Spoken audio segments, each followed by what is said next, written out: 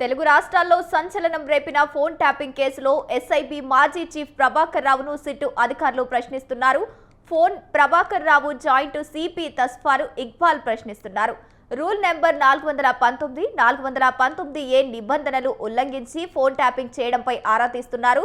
26 hard డిస్కులు ధ్వంసం చేసినట్టు గుర్తించారు. వాటి ప్లేస్లో 7 కొత్త హార్డ్ డిస్కులు రీప్లేస్ చేయడంపై సిట్టు ఆరా తీస్తోంది. ధ్వంసం చేసిన 26 హార్డ్ డిస్కులు ఎక్కడ దాచిపెట్టారని దానిపై విచారణ చేస్తున్నారు.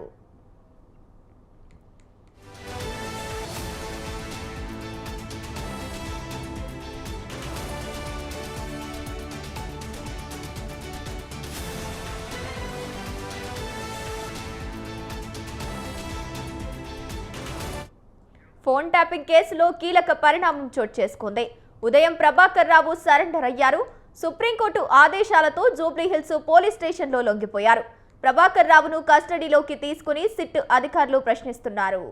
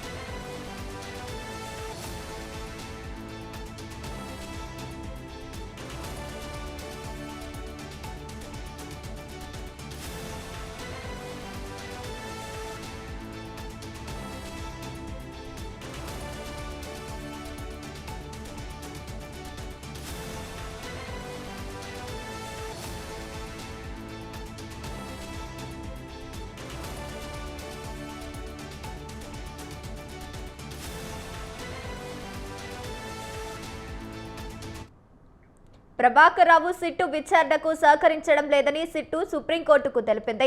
దశాబ్దాల తరబడి ఉన్న డేటాను ధ్వంసం చేశారని ఫిర్యాదు చేసింది. విచారణకు ప్రభాకర్ రావు సహకరించడం లేదని తెలిపింది. కస్టోడియల్ విచారణలో పూర్తి విషయాలు వెలుగులోకి వస్తాయని చెప్పింది. దీంతో వారం రోజులు కస్టోడియల్ విచారణకు సుప్రీంకోర్టు అనుమతి ఇచ్చింది. రైట్, ఇక ఇదే అంశానికి సంబంధించి పూర్తి సమాచారాన్ని మా ఇన్పుట్ ఎడిటర్ రాజమౌళి అందిస్తారు. రాజమౌళి, చెప్పండి.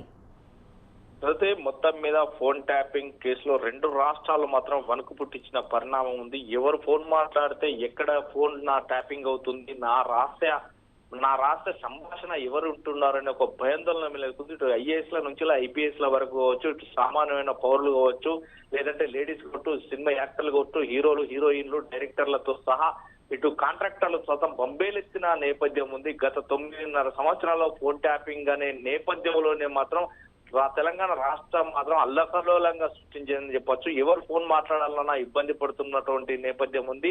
తెలంగాణలో కాంగ్రెస్ పార్టీ నెలకొన్న నేపథ్యంలోనే ఒక్కసారిగా పరిణామాలని చుట్టుముట్టినట్టుగా చేస్తుంది. కేసులో అంటే ఫోన్ ట్యాపింగ్ కేసులో కీలక పరిణామాలు మాత్రం చోటు చేసుకుందని చెప్పొచ్చు. ప్రధాన నిందితుడిగా ఉన్నటువంటి మాజీ ఐఏఎస్ అధికారి ప్రభాకర్ రావును పోలీసు కస్టడీలోకి తీసుకుని విచారించడానికి సుప్రీంకోర్టు అనుమతి ఇచ్చింది.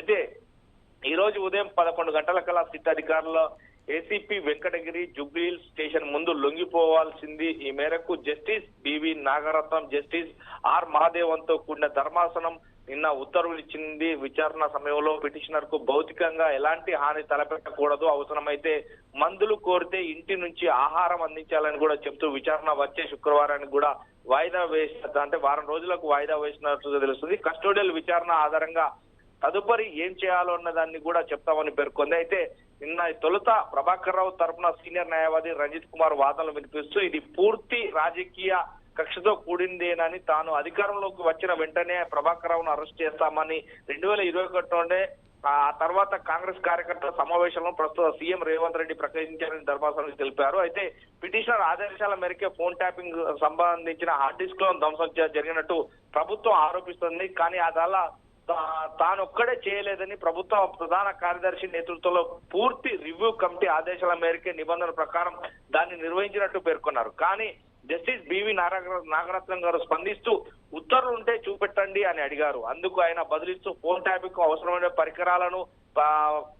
పరికరాలను అనుమతి ఇవ్వాలని అప్పటి intelligence chief ADG Anil Kumar ఇచ్చారని చెప్పారు. కానీ ఇదంతా కూడా పోలీస్ జనరల్ తుషార్ మహాదూర్ జోక్యం చేసుకుంటూ పిటిషనర్ ఏడీజేపై ఆరోపణలు చేస్తున్నారు. వాస్తవంగా ఆయన ఫోన్ ను కూడా వీళ్ళు ట్యాప్ చేశారని చెప్పారు. ఆ తర్వాత మాత్రం జస్టిస్ నాగరత్నం స్పందిస్తూ ఈ కేసు నేపథ్యంలో గురించి ఇదివరకే విన్నాం. మే 29న జారీ చేసిన ఉత్తర్వుల ప్రకారమే మీరు దర్యాప్తునకు సహకరిస్తున్నారా లేదా అని అన్నది మాత్రమే మాకు చెప్పాలని ప్రభాకర్ రావును న్యాయవాదిని సూచించినట్టుగా తెలుస్తుంది. ఈ నేపథ్యంలో ఆయన స్పందిస్తూ పిటిషనర్ ఇప్పటి వరకు చేసినటువంటి వివరాల ప్రకారం చూపలేకపోయారు పేర్కొన్నారు. అప్పుడు జస్టిస్ మహాదేవన్ జోక్యం చేసుకుంటూ పిటిషనర్ తరఫున 26 హార్డ్ డిస్క్లను తొలగించి 7 కొత్తవి పెట్టారు. ఇదివరకు క్లౌడ్ బస్టర్ ప్లాన్ ఇవ్వాలని ఆదేశించినప్పటికీ మర్చిపోయినట్టు చెప్పారు. ఆ తర్వాత అవన్నీ గుర్తు తెచ్చుకొని దాన్ని ఆధారంగా పోలీసులకు వాటిని తెరిచి చూపినప్పుడు ఏమి కనిపించడం లేదని నేరం కాదా 26 హార్డ్ డిస్క్లను ఎలా ధ్వంసం చేస్తారు అని ప్రశ్నించారు. అందుకు రంజిత్ కుమార్ బదిలిస్తూ రివ్యూ కమిటీ ఆదేశాల మేరకే అలా చేసినట్టు కూడా తెలిపారు. అయితే అప్పుడు జస్టిస్ మహాదేవన్ స్పందిస్తూ మీకు హార్డ్ డిస్కుల్లో డేటాను మాత్రమే తొలగించడానికి అనుమతి ఉంటుంది, తప్ప ధ్వంసం చేయడానికి కాదు. అందుకే దర్యాప్తుకు మీకు వ్యక్తిగతంగా హాజరు కావడం 26 హార్డ్ డిస్కులను తీసుకెళ్లడానికి ఏ అధికారి కూడా మీకు అనుమతి ఉండదు అంటూ కూడా పేర్కొన్నారు. దానికి రంజిత్ కుమార్ స్పందిస్తూ పిటిషనర్ ఏమీ వాటిని తీసుకుపోలేదంటూ పేర్కొన్నారు. జస్టిస్ బివి రాఘనాథన్ గారు మాట్లాడుతూ క్లౌడ్ లో డేటా లేకపోవడం, ఈ కేసులో అవసరమైన సమాచారం లేకపోవడం పోయినట్టు అధికారులు చెప్తున్నారు. మీరు డేటాను ఇంకెక్కడైనా దాచి ఉంచారా, అందువల్ల పిటిషనర్ తదుపరి విచారణను కూడా అన్నారు.